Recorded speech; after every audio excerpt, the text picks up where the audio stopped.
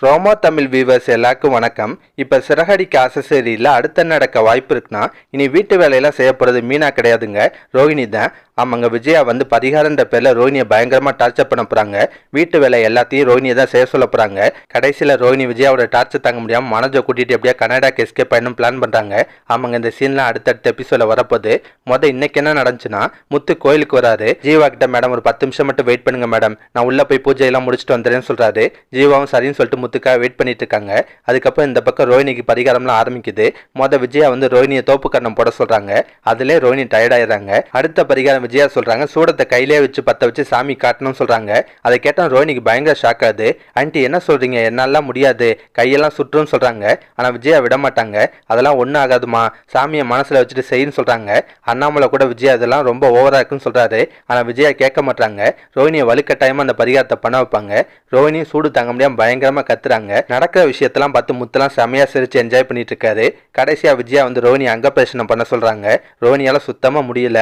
Anti என்னால முடியல anti விட்டுருங்கன்னு கெஞ்சுவாங்க. ஆனா விஜயா விட மாட்டாங்க. அங்கேயும் கட்டாயப்படுத்தி தான் ரோஹிணியை பரிகாரம் பண்ண வைக்கிறாங்க. அந்த டைம் பார்த்து மனோஜுக்கு ஒரு கால் வருது. போன் பேசுறதுக்காக வெளியே போறாரு. அப்ப ஜீவா வந்து மனோஜை பாத்துறாங்க. பார்த்தோன்னே ஜீவாக்கு பயங்கர அதிர்ச்சி ஆகுது. மனோஜிட்ட மாட்டக்கூடாதுன்றதுக்காக ஒளிஞ்சுக்கிறாங்க. அடுத்து என்ன நடக்குதுன்னா, ரோஹிணி தொடர்ந்து பரிகாரம் பண்ணிட்டே இருக்காங்க. அதை பார்த்த முத்து சொல்றாரு, விட்டா நீங்க இன்னைக்கு ஃபுல்லா பரிகாரம் பண்ணிட்டே இருப்பீங்க, எனக்கு டைம் ஆச்சு, கஸ்டமர்லாம் வெளியே வெயிட் பண்றாங்க, நான் கிளம்புறேன்னு சொல்லிட்டு கிளம்பிடாரு. ஜீவாவும் மனோஜ் கண்ணில் மாட்டாம தப்பிச்சுறாங்க. கடைசியா நடக்குதுன்னா, ரோஹிணி எல்லா பரிகாரத்தையும் பண்ணி முடிச்ச பின்னாடி ரோஹிணி கையில காப்பு கட்டுறாங்க. அதுக்கப்புறம் ஐயர் கேட்பாரு, உங்க அப்பா பேருக்கு அர்ச்சனை பண்ணுமா, அவர் பேர் என்னமான்னு கேட்கிறாரு. ரோஹிணி என்ன பேர் சொல்றேன்னு தெரியாம முழிக்கிறாங்க. விஜயாவும் கேட்பாங்க, ஆமா ரோஹிணி உங்க அப்பா பேர் இதுவரை எனக்கே தெரியாது, அவர் பேர் என்னமான்னு கேட்கறாங்க. ரோஹிணி வந்து தனசேன்னு ஒரு பேர் அடிச்சுடுறாங்க. கடைசி ஐயர் வந்து அந்த பரிகாரத்துக்கான கண்டிஷன்லாம் சொல்றாரு. இங்க பாருமா, 48 நாள் கடுமையா விரதம் இருக்கணும், உப்பு காரம் போடாம தான் சாப்பிடணும், உன் வேலை எல்லாத்தையும் நீ தான் பார்த்துக்கணும் சொல்லி அடுத்தடுத்து கண்டிஷன் சொல்றாரு. அதெல்லாம் கேட்ட ரோஹிணிக்கு பயங்கர ஷாக் ஆகுது. அதுக்கப்புறம் நடக்குதுன்னா, ரோஹிணி நடந்த விஷயத்துல அவங்க ஃப்ரெண்டு வித்யாட்ட சொல்லி புலம்புறாங்க. என் மாமியாரோட டார்ச்சர் தாங்க முன்னாடி பரிகாரம் அது இதுன்னு டார்ச்சர் பண்றாங்க, பேசாம மனோஜுக்கு எப்படியாவது கனடா வேலையை வாங்கி கொடுத்து அவன் கூட நானும் கனடாக்கு எஸ்கேப் ஆக போறேன், அவங்கள்ட்ட தப்பிக்கிறது தான் ஒரே வழி, அவங்க கூட எல்லாம் என்னால இருக்க முடியலன்னு சொல்லி புலம்புறாங்க. அதுக்கப்புறம் நடக்குதுன்னா, விஜயா காலையிலேருந்து பண்ண வச்ச பரிகாரத்தினால ரோஹிணி ரொம்ப டயர்டாகவும் டல்லாகவும் இருக்காங்க.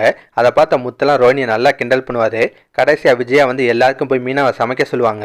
அப்ப முத்து வந்து ரோஹிணியை கோத்து விடுறாரு. அம்மா ஐயர் சொன்ன கண்டிஷனை மறந்துட்டீங்களா, பார்லர் அம்மா தான் அதுக்கான சாப்பாடை சமைச்சுக்கணும், அதனால அதையே சமைக்க சொல்லுங்கன்னு சொல்றாரு. அதை கேட்ட ரோஹிணிக்கெல்லாம் செம்ம கடுப்பாது. அதோட தான் இன்னைக்கு சீரியல முடிச்சிருந்தாங்க. இதுக்கப்புறம் என்ன நடக்கும்னா, ஒன்னு விஜயா வந்து ரோஹிணி உனக்கான சாப்பாடை நீயே சமைச்சுக்கோமான்னு சொல்லுவாங்க. இல்லைன்னா ரோஹிணி எல்லாருக்கும் சேர்த்து நீயே சமைச்சுன்னு சொல்லவும் வாய்ப்பு இருக்கு. அதுக்கப்புறம் நடக்குதுன்னா, அடுத்த நாள் காலைல விஜயா வந்து ரோஹிணியை சீக்கிரமே போய் எழுப்புறாங்க. ரோஹிணி என்ன விஷயம் ஆண்டி, ஏன் இவ்வளவு சீக்கிரமா எழுப்புறீங்கன்னு கேட்பாங்க. அப்ப விஜயா வந்து இன்னைக்கு நீதாமா வாசல் தெளிச்சு கோலம் போட போறேன்னு சொல்றாங்க. அதை கேட்டால் ரோஹிணிக்கு ஷாக் ஆகுது. என்னது நான் பண்ணணுமான்னு கேட்கும்போது, ஆமாம்மா இனிமே 48 நாள் நீ தான் பண்ணணும்னு சொல்றாங்க. ரோஹிணிக்கு செம்ம கடுப்பாது. அது மட்டும் இல்லாமல் விஜயா வந்து ரோஹிணி அடுத்தடுத்து வேலை வாங்கிட்டே இருக்காங்க. எல்லா வீட்டு வேலையும் ரோஹிணியே பண்ண வைப்பாங்க. லாஸ்டா என்ன நடக்குன்னா, வழக்கம் போல எல்லாருமே குடும்பமும் ஒன்னா உட்காந்து சாப்பிட போகும்போது முத்து திரும்ப ரோஹிணியை கோத்து விடுறாரு. என்ன பாலரமா, நீ எங்க கூட உட்காந்து சாப்பிட வர, இது எங்களுக்கான சாப்பாடு, உனக்கான சாப்பாடு நீ தான் உப்பு காரம் எல்லாம் சமைச்சுக்கணும், என்ன மறந்துட்டியான்னு கேட்கிறாரு. அதை கேட்ட விஜயா ரோஹிணியை சாப்பிட விடாம எந்திரிக்க சொல்றாங்க. ரோஹிணிக்கு செம கடுப்பாவது. முத்தை முறைச்சு பார்ப்பாங்க. அப்ப முத்து ரோஹிணி இன்னும் வெறுப்பேத்துறாரு. இல்ல பாலரமா, நீ பரிகாரம் பண்ணிட்டு இருக்கல, ஏதாவது தப்பு பண்ணா சாமி குத்தமாயிரும், உங்க அப்பா ஜெயில இருந்து சீக்கிரம் வெளியே வரணும்ல, அப்பனா போய் உப்பு காரம் எல்லாம் சாப்பிடுன்னு சொல்லி வெறுப்பேத்துறாரு. அதெல்லாம் பார்த்த ரோஹிணிக்கு செம்ம கடுப்பாது. கண்டிப்பா அந்த சீன்லாம் நாளைக்கு வருங்க. இதெல்லாம் பத்தி உங்க கருத்தை நான் மறக்காம கமெண்ட்ல சொல்லுங்க. இந்த வீடியோ பிடிச்சினா ஒரு லைக்கை தட்டுங்க. நம்ம சேனல் ப்ரோமோ தமிழ் ரிவ்யூ அதுவரை சப்ஸ்கிரைப் பண்ணலாம், ப்ளீஸ் கை சப்ஸ்கிரைப் பண்ணிக்கோங்க. நான் உடனே சீரியல் அப்டேட் கொடுத்துட்டே இருக்கேன். Bye guys.